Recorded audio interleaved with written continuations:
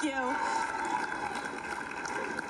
Thank you so much for that warm welcome, and thank you to Talia for that very kind introduction.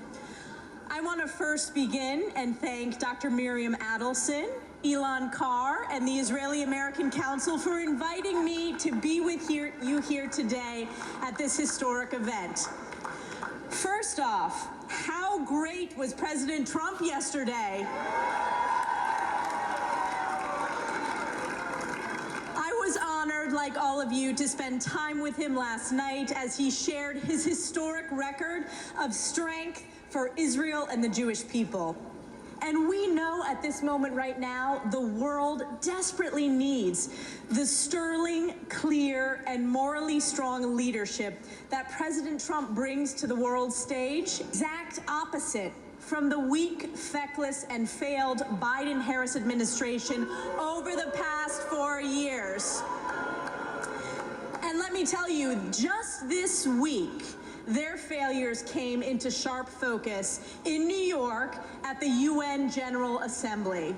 We know that the UN is a den of anti-Semitism that has only gotten worse under Joe Biden and Kamala Harris's watch. Ever since the barbaric terrorist attack by Hamas on October 7th, the UN continuously betrays Israel, acting as apologists for the terrorists of Hamas and Iran. This included UN Women disgracefully deleting its condemnation of Hamas for sexual violence, succumbing to pressure from anti-Semitic pro-Hamas mobs. It included the United Nations Office for Coordination of Humanitarian Affairs revising the death toll in Gaza down by 50% because it relied on false information provided by the Hamas-controlled Ministry of Health.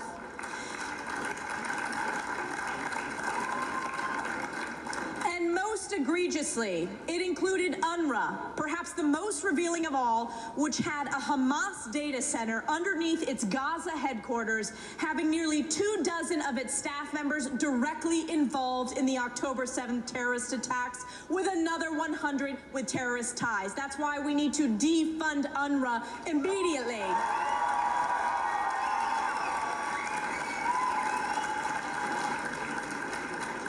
And of course, it included the absurdly misnamed Human Rights Council, composed of some of the world's worst human rights abusers, having a standing anti-Semitic agenda item related to Israel and adopting a resolution stating that Israel should be held responsible for war crimes while failing to condemn the atrocities and barbarism committed by Hamas. Even Secretary General Guterres could not bring himself to condemn Hamas after the recent murder of 6 hostages, including American-Israeli Hersh Goldberg Polin. And finally, this anti-Semitic influence came to a head on Wednesday of this week as the UN voted 124 to 14 to strip Israel from the right to self-defense against Palestinian terrorism in the West Bank, Gaza Strip, and East Jerusalem. Unfortunately, this comes as no surprise when you examine the failed policies of Joe Biden and Kamala Harris that have emboldened our adversaries and advanced anti-American, anti-Israel, and anti-freedom sentiments around the world. Joe Biden and Kamala Harris spent months working to block Israel from entering Rafah, where the 6 hostages were recently murdered. Joe Biden and Kamala Harris worked to pause weapons shipments to Israel that were passed by the United States Congress, which Kamala Harris just bragged this week in her embarrassing first interview as a presidential candidate. And we know that Joe Biden and Kamala Harris gifted Iran $100 billion in sanctions relief while illegitimately pressuring Israel to stand down in the face of Iran's unprecedented attack from Iranian soil. Joe Biden and Kamala Harris threatened Israel not to respond in self-defense against Hezbollah's escalating attacks in the north that have displaced over 80,000 Israelis. Joe Biden and Kamala Harris also chose to abstain from voting on critical UN Security Council resolutions which failed to condemn Hamas or tie the release of hostages to any ceasefire deal, vindicated the use of terrorism, and put the onus on Israel for stopping a war that it didn't start in the first place. At each and every turn, Kamala Harris and Joe Biden have stood in Israel's way, and they have turned their back on Israel and the Jewish people. For everyone who cares about the safety and existence of the Jewish state, Kamala Harris's disdain for Israel and alignment with radical far-left Hamas terrorist sympathizers should instantly disqualify her from any office, let alone President of the United States. She is a disgrace and must never step foot in the Oval Office as Commander-in-Chief.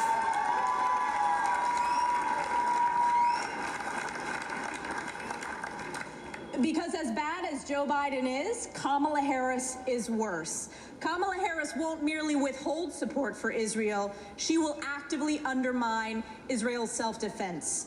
Kamala Harris won't merely continue Joe Biden's weakness, she will deepen that weakness. And the contrast between Kamala Harris and Donald Trump could not be clearer. It is an indisputable fact that President Trump had the strongest record of any American president when it comes to standing with Israel.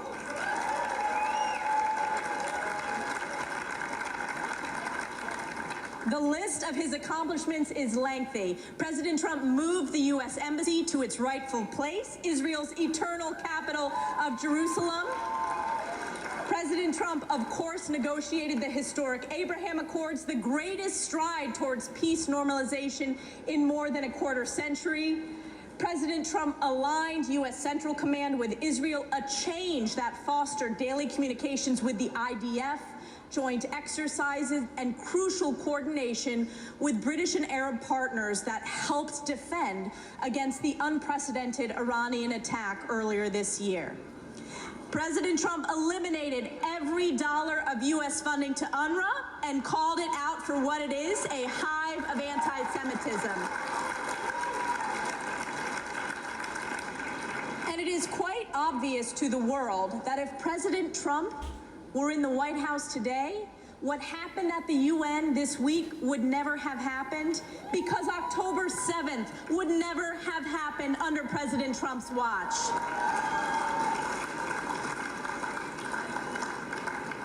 We have all seen firsthand the towering strength and unyielding leadership that President Donald J. Trump displays in every decision he makes, which is why I am so proud to be the first member of Congress who endorsed his 2024 presidential campaign that he is going to win.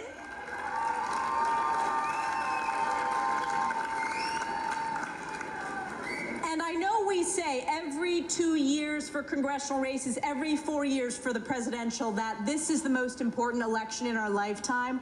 But this one really is, and people understand that, not only in this country, but around the world. That's because the stakes have never been higher for America and for Israel.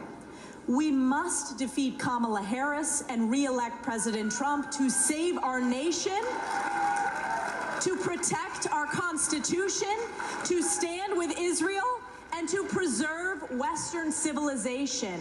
That's truly what's at stake. And the Jewish people hold a very special place in my heart. I grew up in upstate New York. I attended an all-girls day school right next door to a synagogue. I had many very close Jewish friends as a child, as I do today. From growing up attending bat and bar mitzvahs, to joining families at their homes for Shabbat dinner, to attending Shabbat dinner at Harvard Hillel, to celebrating britot for friends' sons, to signing the ketubah at a friend's wedding. My love and respect for the Jewish people is lifelong and it is deep.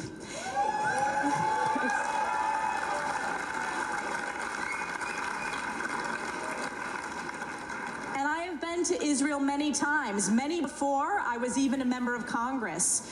My first trip to Israel was as an undergraduate when I was selected as a fellow for the Foundation for the Defense of Democracies, and I have been many times since, returning as a member of Congress on the House Intelligence Committee and House Armed Services Committee, and most recently to deliver a speech to the Knesset and meet with Prime Minister Netanyahu.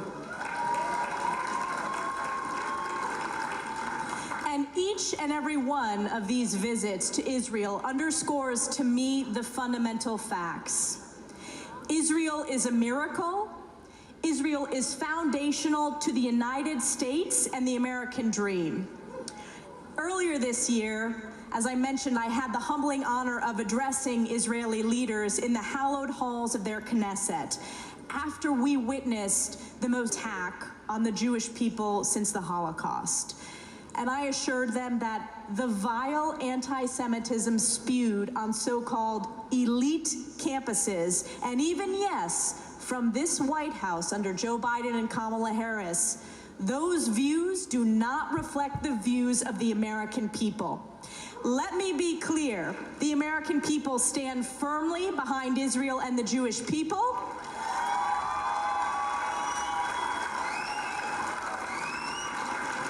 I see this in the small towns in my upstate New York district and among college students I've met with and heard from. Everyday Americans understand that Israel's fight is not Israel's alone, and that the same pro-Hamas terrorist sympathizers who chant death to Israel also chant death to America. These terrorists want to topple Israel, topple the United States, and we must never yield.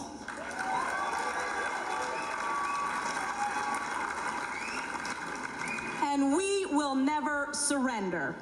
That's part of why I have sponsored and supported every single measure to aid Israel that has come before the United States Congress, every single one. It's why, as a senior member on the House Armed Services Committee and Intelligence Committees, I'm proud to have secured billions of dollars for Iron Dome, David Sling, Iron Beam, anti-tunneling technology, counter-UAS systems, and further emerging technologies. And it's why I led calls for the White House to speak out against the corrupt ICC.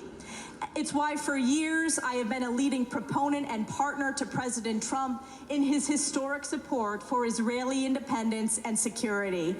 And it's also why I've led the fight against anti-Semitism in our higher education institutions.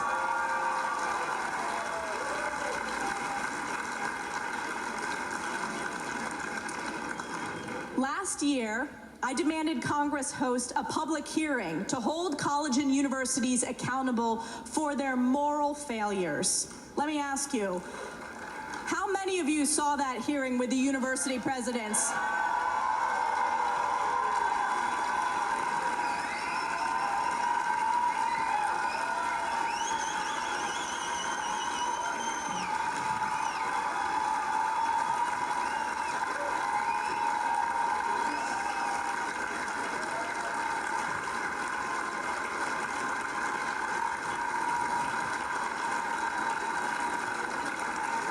University presidents, they're now former university presidents.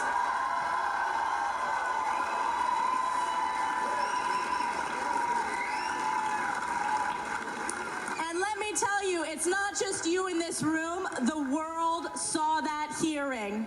And I want to take you into that moment. My question was the last question of the hearing. The most junior member of the committee yielded me her remaining 3 minutes. And I had asked questions earlier, going back and forth with the president of Harvard, now former president, and I was not getting direct answers. So when thinking through that last question, which I wrote down in pencil to myself, I thought, how can I ask this question in a straightforward, moral way to force them to answer correctly? And that question was this: does calling for the genocide of Jews violate your university's code of conduct on bullying and harassment? And one after the other, they said the same thing, quote, "It depends on the context." That's right. And the world heard. Let me tell you, it does not depend on the context.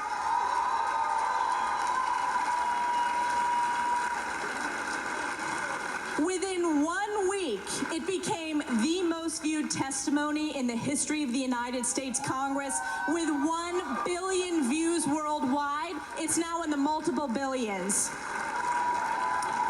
And that is because it exposed the moral rot at the highest levels of these so-called elite universities.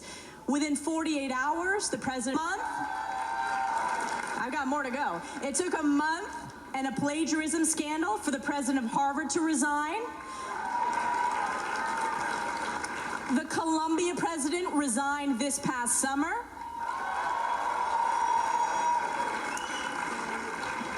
The Cornell president was so worried to come in front of the committee, they preemptively resigned. And then the Rutgers president resigned this week. 5 down, so many to go.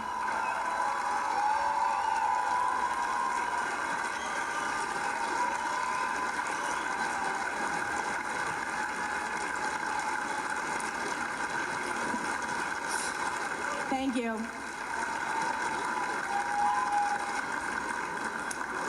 I'll tell you, over the years, I've been in a lot of high-profile committee hearings, impeachment hearings, but I've never witnessed the moral bankruptcy and depravity of witnesses like I did in that hearing. And I'll tell you, that hearing set off an earthquake. House Republicans have put colleges and universities on notice, and we are continuing our investigation to ensure every Jewish and Israeli student, faculty member, and staff member is protected on campus. We will be releasing that report soon, so stay tuned. We know the problem was never just about these university presidents or even those particular elite universities. There is a pervasive rot in our American higher education. Their disgraceful attempt to contextualize genocide of Jews is a symptom of decades of moral decay, intellectual laziness, and dangerous radical left groupthink at so-called elite institutions across society. And we know that replacing the wallpaper is not enough when there is a deep rot within the walls. The Education Workforce Committee has dedicated investigators and resources to deliver transparency and accountability. And let me go down that list. We're looking at donations to universities, foreign dollars flowing into these universities. The failure to protect Jewish students, the federal accreditation system, and I love that last night President Trump said, day one, if you fail to protect Jewish students, your accreditation is gone.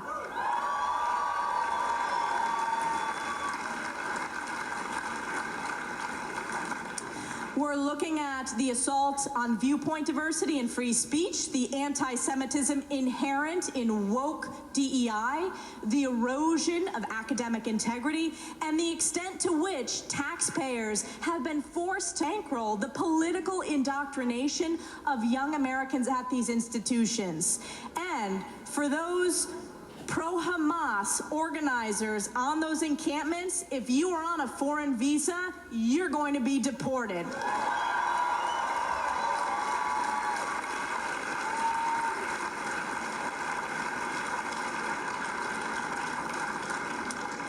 I will continue to help lead this fight to combat the scourge of anti-Semitism across this country.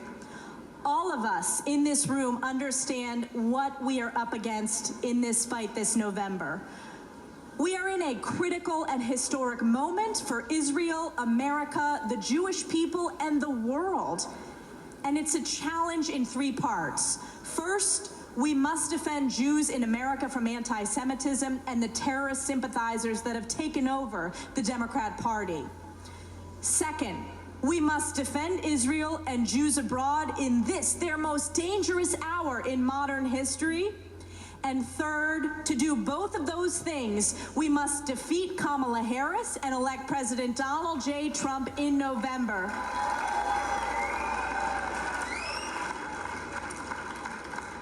And I am confident with your great work at the Israeli-American Council and the help of everyone here today that we will succeed in all three endeavors. Though it will not be easy, we must succeed because this is who America is and always has been. We are a nation that lives up to the words of our founding father and first President George Washington, who said, and I think this should be taught in every school in America.